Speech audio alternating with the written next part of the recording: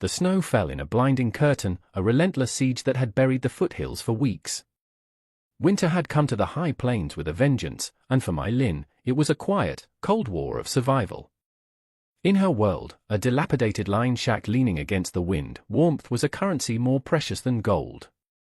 She huddled by her small, sputtering fire, the icy air clawing at the thin fabric of her worn coat. Her only companion, a sturdy pony named Bao, stood nearby, his breath pluming in the frigid air. The day's labor mucking stalls at the nearest outpost had earned her a pittance and a handful of oats, just enough to stave off starvation for another few days. As darkness consumed the white landscape, a sound cut through the howl of the wind, the desperate, uneven beat of hooves. Mai Lin's hand went to the old, heavy revolver at her hip, a constant, cold companion in her solitude. A woman alone, especially a Chinese woman in this harsh land, learned to be ready for anything. Two shapes materialized from the swirling snow, a man slumped over his horse, clutching a small bundle to his chest. The horse, nearly spent, stumbled to a halt at the edge of her firelight. Help, the man's voice was a ragged whisper, nearly lost to the storm. Please, my daughter. Mai Lin's grip on her pistol tightened. Sympathy was a trap she had learned to avoid. That's far enough, she called out, her voice sharp and clear. State your business. The man swayed in the saddle. The firelight illuminated a face etched with exhaustion and fear. But it was the bundle in his arms that gave her pause, a little girl, no older than 7, her face flushed with fever. She's sick, the man rasped, his voice breaking. The blizzard, it came on too fast. We just need a place to wait out the storm. A fire. Please. Every instinct screamed at Mai Lin to send them away. Trust was a luxury she could not afford. Men in this land took what they wanted, leaving nothing but ruin behind. But then the child coughed, a weak, rattling sound that pierced Mai Lin's hardened heart. She looked at the man again. His clothes were worn from travel but well-made, his boots were scuffed but of good leather. He looked less like a drifter and more like a father pushed to the edge of desperation. One night, Mai Lin said, her voice hard. You stay by the fire. You don't come near the shack. At sunrise, you're gone. The man's shoulders slumped with profound relief. Thank you, he whispered. He dismounted carefully, cradling the child as he settled her onto a bedroll near the flames. The little girl whimpered, her eyes fluttering but not opening. Mai Lin watched from a distance, her hand never straying far from her weapon. She had just let strangers into her camp, a mistake that in the West could cost a person everything. The fire was a fragile truce in the vast, frozen wilderness. Mai Lin sat on an old crate, her back to the shack, her gaze fixed on the newcomers. The man hadn't moved, his entire focus on the small girl shivering under his coat. What's her name? Mai Lin asked, her voice cutting through the silence. The man looked up, startled. Li, he said quietly. Mai Lin gave a curt nod. The child coughed again, a pained, harsh sound that made the man flinch. He touched her forehead, his jaw tightening. The fever is worse, he muttered to himself. After a moment's hesitation, Mai Lin stood.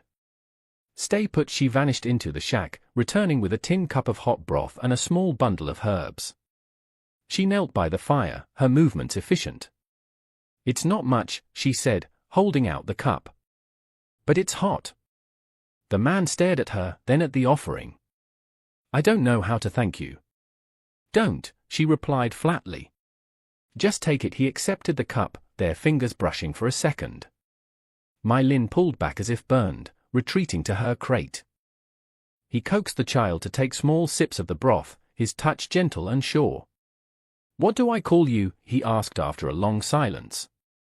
The man hesitated. Ronan. Where were you headed in a blizzard, Ronan? To the town of Redemption, he answered, his voice guarded. We had no choice. There was a story there, one he was not telling, but Mai Lin didn't press. Everyone out here had secrets. Redemption is a hard ride from here, especially in this snow, she said. You were lucky to find this place. Lucky, Ronan repeated with a bitter, fleeting smile. Anneli's breathing grew shallow, and my Lynn knew she couldn't just stand by. She needs the fever brought down, she said, her tone leaving no room for argument. She scooped snow into a bowl, melting it just enough to make the water bitingly cold. She took a clean cloth and, without asking permission, knelt beside Anneli and began pressing the compress to the child's hot forehead. Anneli stirred, her eyes fluttering open for a moment. They were glassy and unfocused, but she was looking at my Lynn. "Sure," my Lynn murmured, her voice unexpectedly soft. "You're safe. Just rest." Ronan watched her, an unreadable expression on his face. "You're good with her." My Lynn didn't look at him. "I had a younger sister once. She was taken by a fever like this." The words hung in the cold air, stark and final. Understanding, or perhaps guilt, flickered in Ronan's eyes. "That's why you'll stay put until this storm breaks," she said, her voice hard again. "No arguments." Ronan nodded slowly. No arguments. The night stretched on, a long, cold vigil under the falling snow. But something had shifted. It was not trust, not yet, but it was a start. The storm raged for 2 more days, trapping the trio in their isolated world. An unlikely domesticity settled over the camp. Ronan, without being asked, chopped firewood with a practiced, powerful swing, creating a formidable stack that would last my Lynn the rest of the winter. He patched the leaking roof and reinforced a wall that shuddered with every gust of wind, his work skilled and efficient. Anneli, her fever broken, slowly regained her strength.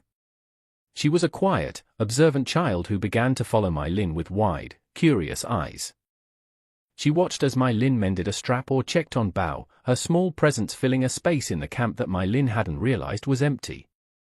"My mother taught me to sew," Anneli said one afternoon, her voice soft as she watched my Lynn's nimble fingers work a needle through thick leather. "She got sick a long time ago. Papa says she's an angel now." My Lynn's hand stilled. She looked from the child to the man stacking wood, a man shouldering a world of grief and responsibility. "I'm sure she would be very proud of you," my Lynn said gently. "You are a very brave girl, Anneli." That evening, the blizzard finally began to subside. They sat around the fire, the silence comfortable now. Anneli, nestled between them, was drifting off to sleep. "Tell me a story," she murmured. My Lynn glanced at Ronan, who offered a small, tired smile. "Don't look at me. My stories are all about land deeds and cattle prices." My Lynn smiled back. "All right." She gazed into the flames, a memory surfacing. "There was once a dragon that lived in the highest mountains," she began, weaving a tale her grandmother used to tell, a story of a lonely dragon who befriended a lost little girl. She spoke until Anneli was sound asleep in her father's arms. After Ronan carried his daughter inside, he returned to the fire. "That was a good story," he said. "My grandmother used to tell it to me," she replied, surprised at her own willingness to share. "She sounds like she was a wise woman." "She was. She taught me how to survive. How to be strong on my own." "You do more than survive," Ronan said quietly, his gaze steady. "You've made a life here. On your own terms." For the first time in a long time, someone was looking at her with respect, not pity or suspicion. "What about you, Ronan?" she asked softly. "Redemption has hotels. Why were you really out here in a blizzard with a sick child?" He stared into the flames for a long moment. "Running," he admitted. "From expectations. From a life that feels like it belongs to someone else. Sometimes you have to get lost to remember who you really are." My Lynn understood that better than he knew. "Well," she said, a faint smile on her lips, "you picked a hell of a place to get lost." "Maybe," he replied. "Or maybe it was exactly where I needed to be." The third morning dawned bright and clear, the world outside blanketed in pristine, silent snow. The storm had passed. My Lynn emerged from the shack to see Ronan packing his saddlebags. Anneli sat nearby, her small face sad. The horses were saddled and ready. A strange, unwelcome ache settled in my Lynn's chest. "The trail should be passable now," Ronan said, not looking at her. We can make redemption by nightfall. Right, My Lin said, her voice rough. Good. Do we have to go, Papa? Unli asked, her lower lip trembling. I like it here. My Lin knelt to meet the little girl's eyes. I will see you again, she said, surprised to find she meant it. I promise. Aneli's face brightened. When? My Lin glanced at Ronan, who was watching them with an inscrutable expression. I don't know, little one. But a promise is a promise. Unli launched herself at My Lin, wrapping her small arms around her neck in a fierce, sudden hug. My Lin froze for a heartbeat before embracing the child tightly. Thank you for saving us, Unli whispered. When she pulled back, Ronan was standing there, hat in hand. I need to ride into the outpost, My Lin said abruptly, the lie tasting like ash. For supplies she couldn't watch them leave. She saddled Bao with jerky movements, swung into the saddle, and rode off without a backward glance. By the time she returned hours later, the sun was casting long, blue shadows across the snow. The camp was empty. The silence was a physical weight. The fire was banked, the woodpile neatly stacked, and the patched roof looked strong and secure. They were gone. Then she saw it, a small, cloth-wrapped bundle on the flat rock she used as a table. Inside was a heavy leather pouch filled with more coins than she had seen in her entire life. Beneath it lay a folded note. For the shelter, the kindness, and the reminder that decency still exists. This is not charity, but payment for a debt. You saved more than our lives. If you ever find yourself in need, come to the Phoenix Trading Company in redemption. Ask for me. Ronan Sterling. My Lin stared at the name. Phoenix Trading. The largest mining and railroad operation in the entire territory. The man who owned it, Ronan Sterling, was a legend, a phantom of wealth and power. He wasn't just a gunslinger, he was an emperor. And she had given him broth and herbs, never knowing she was sheltering one of the wealthiest men in the West. She sank onto her crate, the note clutched in her hand, the quiet camp suddenly feeling unbearably lonely. 3 weeks crawled by. My Lin tried to slip back into her old life, but the camp felt haunted by the memory of a little girl's laughter and a man's quiet respect. She hid Ronan's money away, unable to touch it. Pride was a bitter meal, but it was all she had. Then her world crumbled. Bao, her pony, began to limp. The stable master delivered the grim news. A bad sprain, deep in the tendon. He'll need months of rest. No work without Bao, her livelihood was gone. A few days later, her mucking job was given to a cheaper hand. By the end of the month, her food was nearly gone, and the relentless winter showed no signs of abating.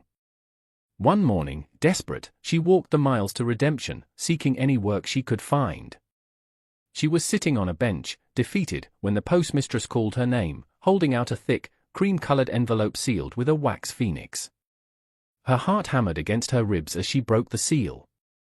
Miss My Lin, the Phoenix Trading Company is seeking a territory representative to oversee our new community outreach initiatives. Your name has been personally recommended for this position, which involves distributing resources to remote settlements. The position offers a competitive salary and lodging. Please present yourself at our main office at your earliest convenience. Respectfully, Ronan Sterling. Pride warred with desperation. It felt like charity, a handout from a rich man. But then she thought of Bao, of her empty cupboards, of the brutal cold. This wasn't charity, it was a lifeline. Taking a deep breath, she crossed the street and walked into the imposing brick building of the Phoenix Trading Company. It was time to find out what came next. The inside of the Phoenix Trading Company was a different world, one of polished wood and quiet efficiency. A sharp-eyed woman in her 50s named Mrs. Gable greeted her warmly. Miss Lin, we've been expecting you. Mr. Sterling spoke very highly of you. He did? My Lin asked, taken aback. He said you were resourceful, honest, and had more integrity than his entire board of directors, Mrs. Gable said with a smile. He's away on business, but he insisted we get you situated. The job is real, and it's important. You'll be helping families who have been forgotten. The salary was staggering, more money than she could have earned in 5 years. This was a real job, a chance to build a life, not just survive. My Lynn signed the papers, a tremor in her hand. For the first time, she felt a flicker of hope. That hope was nearly extinguished a week later. Mrs. Gable burst into her new, small office, her face pale. "We have a problem. Someone's been embezzling from the community fund, and the ledgers have your signature on the transfers." My Lynn's blood ran cold. "That's impossible." "I know," Mrs. Gable said. "But Duncan Croft is presenting it to the board tomorrow. He's calling for your termination and for criminal charges." Croft was one of Sterling's senior managers, a man who had looked down on My Lynn from the moment she arrived. He had waited until Ronan was gone to make his move. "Where is Mr. Sterling?" "In Denver. He won't be back until after the meeting." "What do I do?" My Lynn asked, the familiar weight of injustice pressing down on her. Mrs. Gable's expression hardened. "We fight," she said, rolling up her sleeves. "We have until 9 a.m. to prove your innocence. Let's get to work." They worked through the night, poring over ledgers and transaction records. It was a careful frame-up, but the forger had made mistakes. At 3 a.m., My Lynn found it. "Here," she said, her voice hoarse. "A transfer with my signature, dated 2 weeks before I was even hired." They found more discrepancies, transfers made on days she was miles away in the field, with signed witness statements to prove it. The final piece was a shell company the funds had been funneled to, a company they traced to Croft's own brother. By dawn, they had their proof. My Lynn walked into the boardroom with her head held high, Mrs. Gable at her side. Duncan Croft stood at the head of the table, smug and confident. "Gentlemen," he began, "I have uncovered a serious pattern of theft by our newest employee, Miss Lynn." "That's a lie," My Lynn's voice cut through the room. She dropped a stack of ledgers on the table. "You're the thief, Mr. Croft. And I can prove it." One by one, she laid out the evidence, the impossible dates, her verified alibis, and the damning link to his brother's company. The color drained from Croft's face. The room fell silent, the board members staring at him in disbelief. As he made a panicked move for the door, it swung open. Ronan Sterling stood in the doorway, his presence commanding the room. His gaze took in the scene, My Lynn, defiant and strong, Croft, frozen in guilt. "Going somewhere, Duncan?" Ronan's voice was dangerously quiet. 2 federal marshals stepped in behind him. As they led a sputtering Croft away, Ronan turned to the board. "The meeting is adjourned."